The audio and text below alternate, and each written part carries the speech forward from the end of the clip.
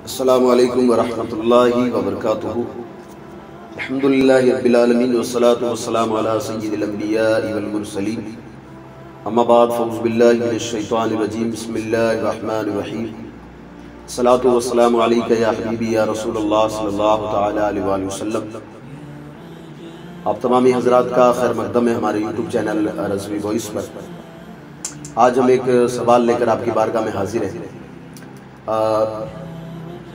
किसी भाई ने हमसे पूछा है कि क्या रमज़ान मुबारक में जो तरावी की नमाज़ पढ़ी जाती है, क्या ये तरावी की नमाज़ औरतें भी पढ़ सकती है? हालांकि इस पर अल्हम्दुलिल्लाह बहुत सारे जवाबात दिए हुए हैं और ये कोई नई बात नहीं है, लेकिन जिन्होंने पूछा है उनका जवाब देना भी ज़रूरी है। तो उन्होंने पूछा है क्या औरतें नमाज तरावी पढ़ सकती हैं? तो सबसे पहले मैं आपकी बारगाह में अर्ज़ कर देता हूँ कि आप इस वीडियो को पहले पूरा देखें और इसके बाद अपने दोस्तों में शेयर ज़रूर करें और हमारे चैनल यूट्यूब रज़वी वॉइस को जो है मतलब सब्सक्राइब ज़रूर करें। अब सवाल ये होता है कि क्या औरतें नमाज तरावी पढ़ सकती है? तो इसका जवाब ये है कि बिल्कुल, चाहे वो मर्द हो चाहे वो औरत हो। रमज़ान मुबारक में ये जो तरावी की नमाज है, हर मर्द औरत पर नमाज तरावी जो है वो पढ़ना सुन्नत मौक़दा है। अगर कोई इसको जानबूझकर छोड़ता है तो वो गुनहगार होगा, ये बात याद रखें। यानी तरावी की नमाज जो है वो रसूल अकरम सल्लल्लाहु अलैहि वसल्लम की सुन्नत है।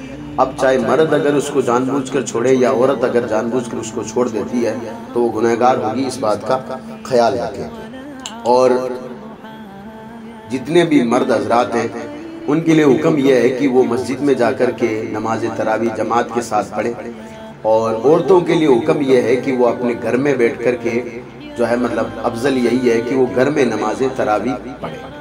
नमाज तरावी का इंशाअल्लाह तबारक व तआला का मैं आपको तरीका भी बताऊंगा कि किस तरीके से जो हमारी माएँ बहनें वो जो है नमाज तरावी पढ़ सकती है, तरीका क्या है। लेकिन सबसे पहले कि हमें जो हुक्म दिया गया है नमाज तरावी का, तो मैं पहले आपको कह चुका हूँ कि ये जो नमाज तरावी है ये सुन्नत मौक़दा है।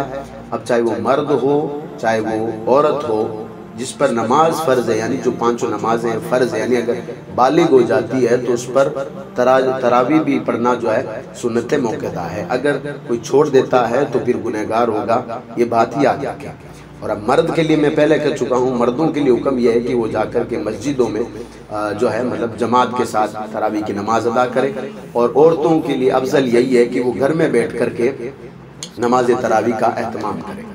अच्छा, इसमें एक थोड़ा छोटा सा मसला मैं आपको और बता देता हूँ कि हमारी जो माएँ बहनें हैं जो कि तरावी की नमाज जो पढ़ती हैं, अक्सर को ये मसला मालूम नहीं है कि वो नमाज तरावी जो पढ़ती है तो बैठ कर नमाज पढ़ती है।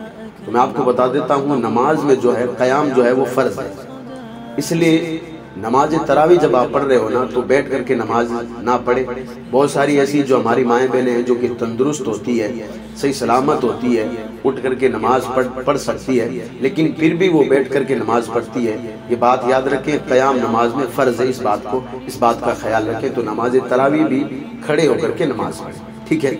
इसके बाद में मैं ये मसला पहले बयान कर चुका हूँ कि जिस औरत पर नमाज फ़र्ज़ है, यानी अगर कोई बच्ची बालिग हो जाती है, जहाँ से बालिग होने के बाद अगर उस पर नमाज फ़र्ज़ होती है, तो वैसे ही अगर उसको रमज़ान का महीना मिलता है तो रमज़ान में जो नमाज तरावी पढ़ी जाती है वो उस पर सुन्नत मौक़दा, यानी वो भी उसको पढ़ना पड़ेगा, ठीक है। अब जो है औरतें बहुत सारी ऐसी है जिनको नमाज तरावी आती भी नहीं है कि किस तरीके से नमाज पढ़ी जाए। तो मैं आपको एक आसान और सिंपल सा तरीका बता देता हूँ कि नमाज तरावी हमें किस तरह से अदा करनी चाहिए। नमाज तरावी जो है पढ़ने के लिए सबसे पहले ये बात याद रखें कि बिल्कुल ये नमाज भी उसी तरह पढ़ी जाती है जिस तरीके से बाकी आप जो है नमाजों में 2 रकात नमाज सुन्नत पढ़ते हैं, इसी तरीके से नमाज तरावी पढ़ी जाती है। बस इसमें थोड़ी सी जो है मतलब नीयत में तब्दीली है, और कोई कहीं पे भी कोई तब्दीली नहीं है, कहीं के कुछ भी चेंज नहीं करना है, सिर्फ और सिर्फ नीयत में थोड़ी जो मतलब चेंजिंग होगी। इसके बाद में जो बाकी नमाजों की जो सुन्नत आप पढ़ते हैं, जैसे ज़ोहर की जो बाद की 2 रकात नमाज सुन्नत है, या फिर जो है मतलब मगरिब की जो बाद की 2 रकात नमाज सुन्नत है, इशा की जो 2 रकात नमाज सुन्नत आप जिस तरीके से पढ़ते हैं, इसी तरह जो है मतलब ये नमाज तरावी भी आपको पढ़नी है। मैं इंशाल्लाह तरीका आपको बताऊंगा। तो अब सबसे पहले देख लेते हैं कि नमाज तरावी जब औरतें पढ़ेगी तो किस तरीके से पढ़ती हैं। तो मैंने पहले ये कह दिया कि जिस तरीके से औरतें बाकी नमाजें पढ़ती हैं, बाकी नमाजों में जो सुन्नतें पढ़ती है, इसी तरीके से नमाज तरावी भी पढ़नी है। यानी औरतों का वही तरीका नमाज जो है मतलब तरावी में भी वही तरीका रहेगा। तो सबसे पहले आपको ये करना है, क्योंकि तरावी का जो वक्त होता है वो है इशा की नमाज के बाद से लेकर के सुबह सादिक तक, ठीक है ना। यानी जो इशा का वक्त होता है वहाँ से लेकर इशा की नमाज पढ़ने से लेकर के सुबह सादिक तक जो है मतलब इशा की नमाज जो है मतलब तरावी का टाइम रहता है, ठीक है। अब आपको करना क्या, सबसे पहले तो जो है आपको वज़ू करना है। वज़ू करने के बाद जो मतलब पाक साफ जगह पर खड़े होकर के अब जाकर के वहाँ पर आपको नियत करनी है। अब मैं आपको पूरा तरीका बता देता हूँ कि आपको करना क्या क्या है, तरावी कैसे पढ़नी है आपको। तो वहाँ जब जाओगे तो क्योंकि उस वक्त इशा का टाइम शुरू हुआ है, तो सबसे पहले तो आप 4 रकात नमाज इशा की सुन्नत पढ़ोगे, जिसको सुन्नत कबलिया कहा जाता है। 4 रकात नमाज इशा की सुन्नत पढ़ने के बाद अब आपको चाहिए कि 4 रकात नमाज इशा की फ़र्ज पढ़ें। इशा की 4 रकात नमाज फ़र्ज पढ़ने के बाद आपको चाहिए कि 2 रकात नमाज इशा की सुन्नत पढ़ें। अब 2 रकात नमाज इशा की सुन्नत पढ़ने के बाद आपको 2 रकात नमाज नफिल पढ़नी है जो इशा के होते हैं। 2 रकात नमाज नफिल पढ़ने के बाद अब यहाँ पर क्योंकि बाकी दिनों में हम जो है वितर पढ़ते हैं, यहाँ पर वितर की नमाज नहीं पढ़नी। अब यहाँ पर हमें जो है 20 रकात जो नमाज तरावी है अब वो जो है हमें यहाँ से शुरू करनी है, ठीक है। तो सबसे पहले मैं आपको तरावी की नियत बता देता हूँ। देखिए जिस तरीके से आम जो नियत होती है कि नियत की मैंने 2 रकात नमाज सुन्नत ज़ोहर की, या फिर जो है मतलब आप असर की गिन लीजिए, आप जिसकी भी सुन्नत रसूलुल्लाह के वास्ते अल्लाह ताला की मेरा काबा शरीफ की तरफ अल्लाह अकबर, यही नियत होती है। तो सबसे पहले तो नियत क्योंकि दिल के इरादे का नाम है, तो अगर आप मुंह से अगर कह लेते हैं नियत अगर बोल देते हैं तो ये अफजल है, सवाब का काम है, ये बात याद रखें। अब तरावी की नियत ऐसे करनी है आपको। कोई अगर मेरी बहन है, इस्लामी बहन है, तो उसको नियत कैसे करनी है कि नियत की मैंने 2 रकात नमाज तरावी सुन्नत रसूलुल्लाह की वास्ते अल्लाह ताला की वो मेरा काबा शरीफ की तरफ अल्लाहु अकबर, या नियत करती हूँ मैं 2 रकात नमाज तरावी की सुन्नत वास्ते अल्लाह ताला की वो मेरा काबा शरीफ की तरफ अल्लाहु अकबर, ये अल्फाज आप बोल सकती, ठीक है। जैसे ही आपने नियत की, आपने हाथ उठाकर अल्लाहु अकबर कहते हुए हाथ बांधना है, और बांधने के बाद में आपको सबसे पहले सना पढ़नी है, यानी जो सुबहानक अल्लाहुम्मा व बिहम्दिका व तबारक अस्मुका जो ये पूरी पढ़नी है। अब सना जैसे ही पूरी हो जाती है, इसके बाद में आपको करना क्या है, अऊज़ु बिल्लाहि मिनश शैतानिर रजीम और बिस्मिल्लाहिर रहमानिर रहीम, ये पढ़ने के बाद में जैसे तो अब आपको सूरह फातिहा, यानी जिसको हमारी जो आम ज़बान है उसमें अल्हम्दुलिल्लाहि रब्बिल आलमीन रहमानिर रहीम बोला जाता है, अल्हम्दुलिल्लाह, तो पूरी सूरत आपको पढ़नी है। और पूरी सूरत पढ़ने के बाद में अब यहाँ पर हमें एक सूरत मिलानी होती है। अगर आप में से बहुत सारे हमारी इस्लामी बहनें हैं जो कि पुराने ज़माने की, जिनको एक ही सूरत याद है, सिर्फ कुल हुवल्लाहु अहद। अब तो अल्हम्दुलिल्लाह क्योंकि बच्चियाँ मदरसा भी जाती है, सब कुछ होता है, तो अल्हम्दुलिल्लाह उन्होंने जो है अलम तरा कैफा से लेकर के सूरह नास तक जो है मतलब सूरतें याद की हुई होती हैं। तो कोई भी आपको एक सूरत मिलानी है, सूरत मिलाने के बाद में सूरह फातिहा पढ़ने के बाद सूरत मिलानी, सूरत मिलाने के बाद में आपको अल्लाहु अकबर कहते हुए रुकू में जाना है। रुकू में आप जब जाती हैं तो रुकू में आपको एक तस्बीह पढ़नी है, सुबहान रब्बियल अज़ीम, ये 3 मरतबा पढ़नी है। जैसे ही 3 मरतबा ये आप तस्बीह पढ़ लेती हैं तो इसके बाद में आपको खड़े होना है समी अल्लाहु लिमन हमीदा कहते हुए। अब जैसे ही आप रुकू से खड़े हुए समी अल्लाहु लिमन हमीदा, इसके बाद में आपको सजदे की तरफ जाना है, और इसके बाद में एक सजदा करना है जिसमें आपको तस्बीह पढ़नी है सुबहान रब्बियल आला, सुबहान रब्बियल आला, सुबहान रब्बियल आला, ये भी 3 कहना। जब एक सजदा पूरा हो जाता है तो फिर दूसरा सजदा करना है, वहीं पर वही वो जो है 3 तस्बीह कहनी है। अब इसके बाद में जब दोनों सजदे मुकम्मल हो जाए तो फिर सीधा खड़ा हो जाना है, यानी खड़े जो है मतलब वापस जिस तरह से पहले रकात में थे ना आप वहीं पे चला जाना है। अब वहाँ पर ना आपको सना पढ़नी है, कुछ नहीं पढ़ना, सीधा बिस्मिल जो है अलहम्दु से शुरू करनी है। अलहम्दु आपने पूरी पढ़ ली, फिर आपने कोई एक सूरत मिला ली जो भी आपको याद हो।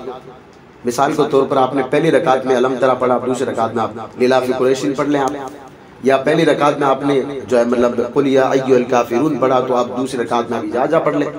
या फिर पहली रकात में आपने तब्बत यदा पढ़ा तो फिर आप जो है दूसरी रकात में जो आप कुल हु अल्लाह पढ़ें, ठीक है। इस तरीके से अब जो है मतलब खड़े होते ही आपको सूरह फातिहा के बाद कोई सूरत मिलानी है। सूरत मिलाने के बाद जैसे सूरत खत्म होती है उसी तरह आपको रुकू करना है। रुकू में वही 3 तस्बीह कहनी है। जब 3 तस्बीह पूरी हो जाए इत्मीनान के साथ रुकू करें। जब तस्बीह पूरी हो जाए तो इसके बाद में आपको क्या करना है, खड़े होना है, वही समी अल्लाहु लिमन हमीदा कहते हुए, और इसके बाद में आप अल्लाहु अकबर कहते हुए सजदे की तरफ जाना है। पहला सजदा करना है, उसमें 3 मरतबा तस्बीह करनी है, सुबहान रब्बिल आला, सुबहान रब्बिल आला, सुबहान रब्बिल आला।